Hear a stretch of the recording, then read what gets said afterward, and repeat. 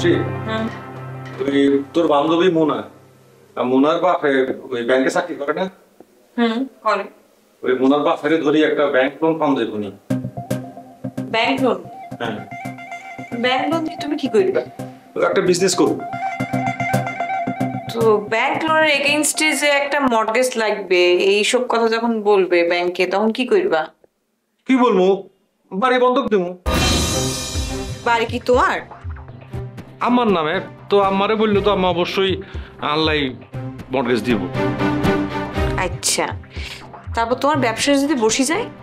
কি একস ব্যবসা বসে যাবো কিনলেই? ধরো বসে গেল, তারপর কি করবা? বাড়ি তো ব্যাংকে নিয়ে নিব, আমরা কি রাস্তায় গিয়া খারাপ?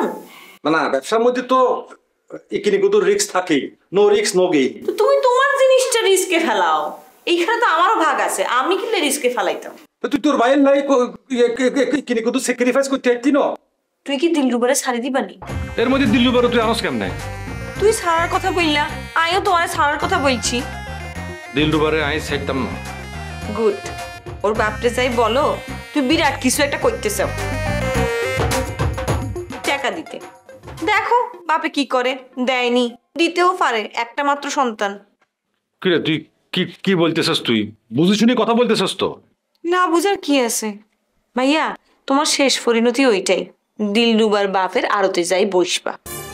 এরই শশী কথা বুঝি শুনি ক। বুঝ করেই বলতেছি, ব্যাংক লোন নিবা, হ্যাঁ বাড়ি মর্টগেজ রাখবা, এই চিন্তা ভুলি যাও। আমি তোমার এই জেলের ভাত খাওয়াই ছাড়বো। আচ্ছা ঠিক আছে, আজকে তুমি তো আই তোর ভাই না। ঠিক আছে, না হলে না, জামি দরজাটা বন্ধ করে যাই। কিয়া কি করলি তুই? তুমি মানা করছো, বলছো আমি তোমার বোন না, তাইলে নাম ধরে বলিনি। ঠিক আছে যাও। ওকে ফাইন, যাইতেছি, কিন্তু মনে রাখিস এই দিন না আরো দিন আছে, আর তোর লাগবই।